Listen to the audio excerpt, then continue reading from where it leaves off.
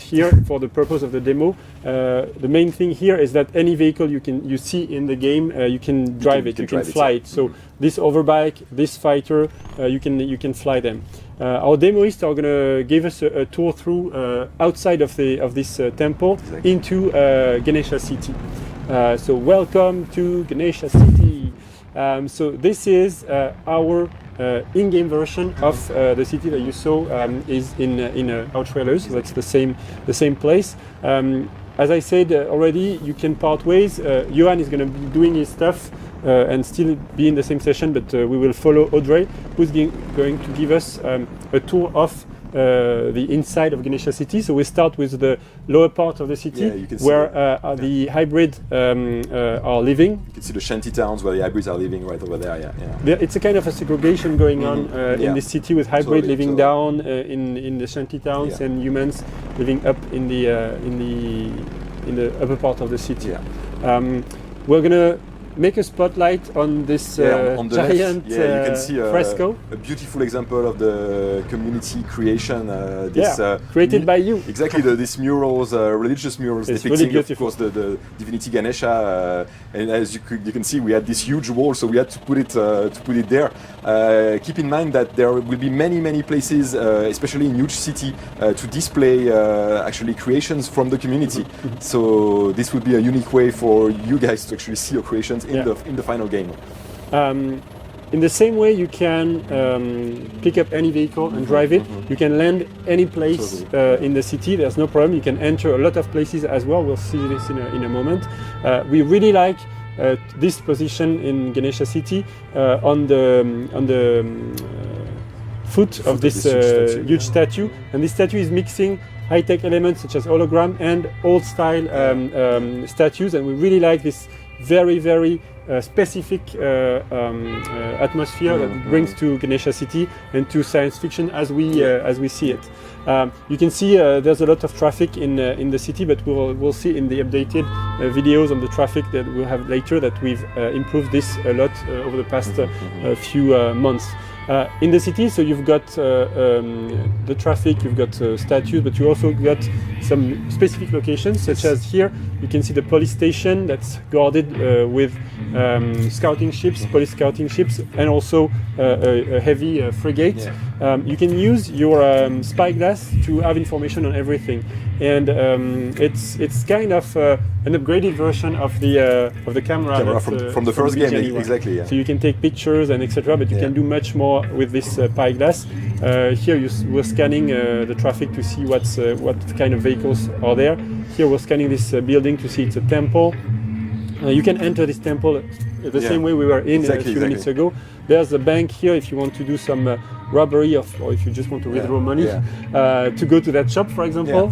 For a pirate, all these locations are opportunities. You can steal those places, you can attack them, you can also choose to actually buy something. If you want to be a nice pirate. Exactly. In the shop you can buy augments, you can buy gear, you can buy new outfits, so it's really up to your liking. So here Audrey is going to steal another borrow another overbike. So in this version, there's no police coming after you for this, but it's coming in today's version.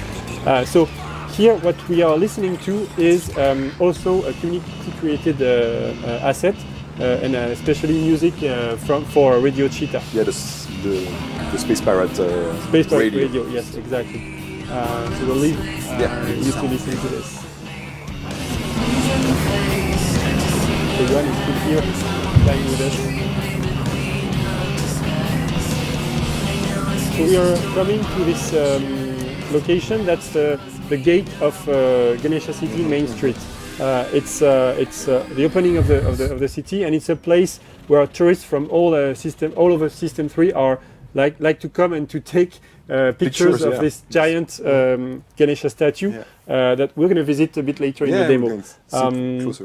So now we say that BGNE 2 is about your character, your being yourself and expressing yourself in the game. So you can do it with your captain, space pirate captain, but also with your ships. Yeah, basically keep in mind that all the aspect of your pirate fantasy, you will be able to customize them in the game. So you will be able to customize, of course, your small ships, the fighters, as we call them, but you will be also able to customize in the same way your huge mothership that we will see a bit later in the demo. So here Audrey is playing with the various modules that are composing her fighter and changing completely, of course, the visual aspect of this fighter, but also changing the way this ship will, the handling and the way you pilot this ship. She's also playing with the gear, and she will finish with all the cosmetic elements to customize her ship. So the color palette, of course, but also the pattern, and she will finish this by putting an emblem, pirate logo on her ship. And you will see that as soon as she has finished the ship, she will be able to play with this ship in the demo. Instantly, exactly, you get into created. the ship. Yeah, exactly. So in the distance, Johan, as you can see, as he approached a bit too close to the big statue, the big Ganesha statue. So we switched to exactly. Point of view. And there are rules in this city, and it attracted the police, and the police is now attacking Johan. So Audrey is going to try to join him taking some hits. Exactly, to help him fight all those small police. He's a bit outnumbered. Exactly, the small police fighter. And there's also a big frigate there, and our two players are not strong enough at the moment to take down this frigate, so they have to make sure that they take down this small ship and try to escape. As you can see, we have this pretty nervous dogfight that is... now we're back on Audrey. Exactly, Audrey is coming to help Johan. There will be also fights with big motherships. Those fights will play totally differently. It will be much slower. You will have to move your ship around the other one and fight at the right moment. Exactly. But the dogfights are, they play like this. And there's something we need to add is that you have augments for your ships as well. Yeah, for instance, you could have healing missiles, and you could shoot them at some friends to heal them during a co-op fight. So they're doing a pretty good job taking down all those small fighters from the police. And as we said, so here's the big frigate. Yeah. And they're a bit too weak for too now. strong. You see that the missiles don't break it, so they're going to have to escape from here. Yeah. But before this, we asked Johan to go very close to the head of the statue, so you can see the details.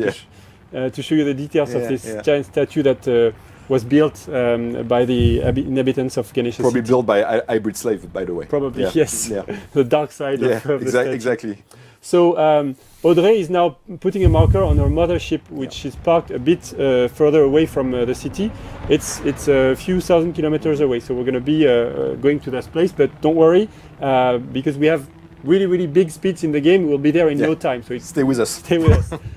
Before this, Audrey will do a small stunt close to the statue. Yeah. Pretty risky. Yes, thank you. And she's going to fly over Ganesha City. So that's the city we were in a few minutes ago. We're going to aim at Cameron Spaceport, this city, and then take up the sky to the to Audrey's mothership.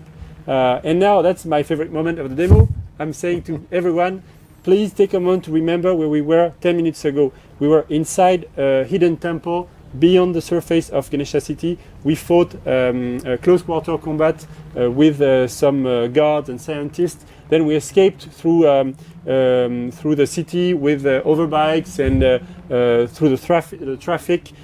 We fought against the police around the giant statue and then flew to this location on top of the planet. So really, in a few minutes, we went seamlessly from a small interior to the grand view of the full planet. Exactly. And that's one of the key things in BGNE 2. It's that difference of scales that you can feel during the gameplay and transitioning from a small scale, like a human scale, to a planetary scale.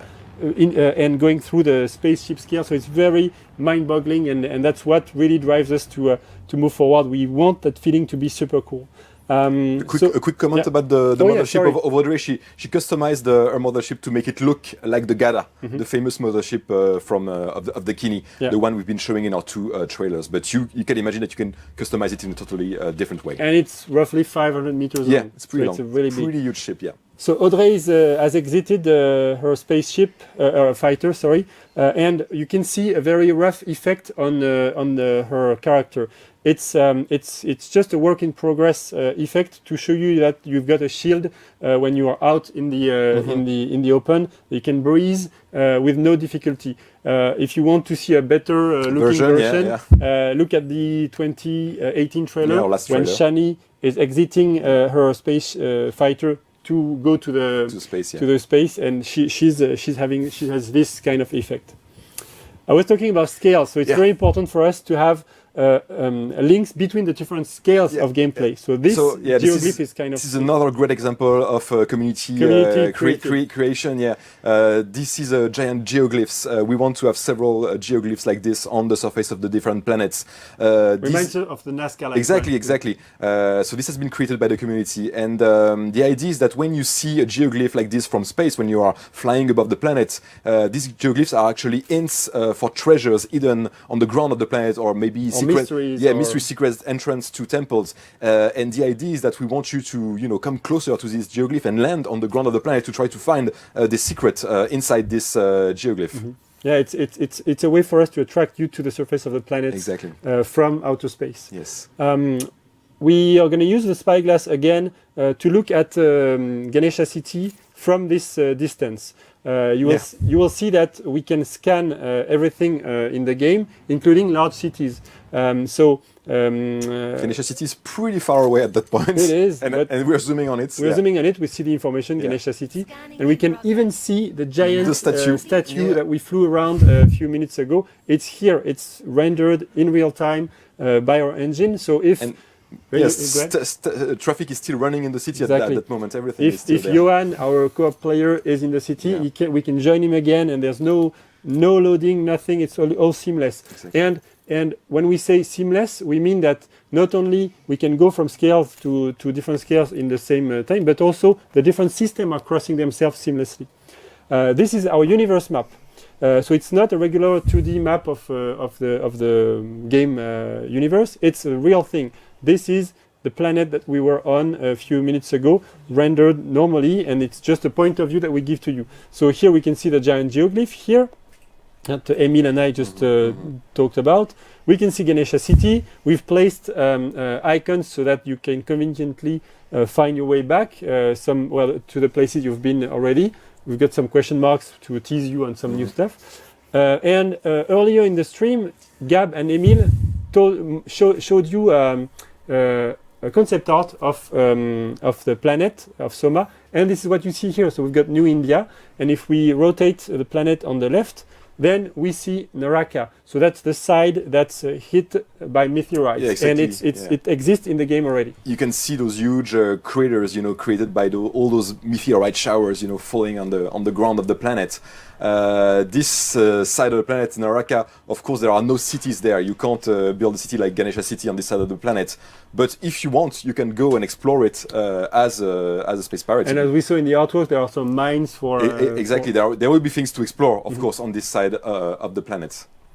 But it's a very dangerous part of the planet that you cannot really settle in. No.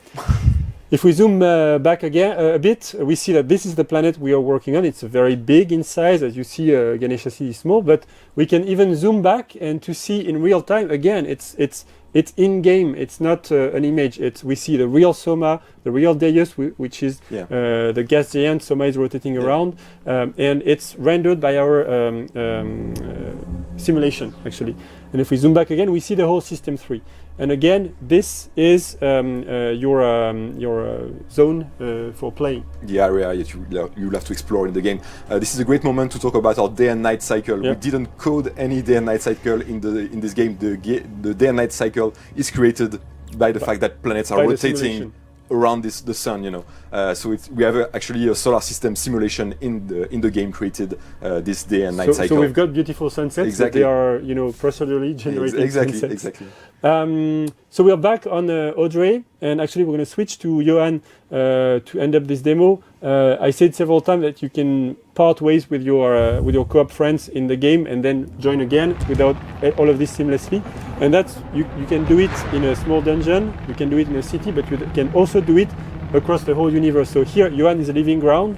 and you can see that because he's still in the atmosphere, there is friction, air friction on his spaceship.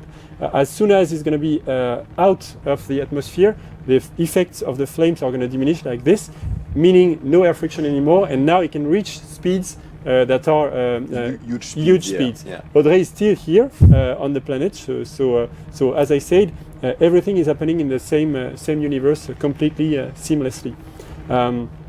I think that's the end of our game demo.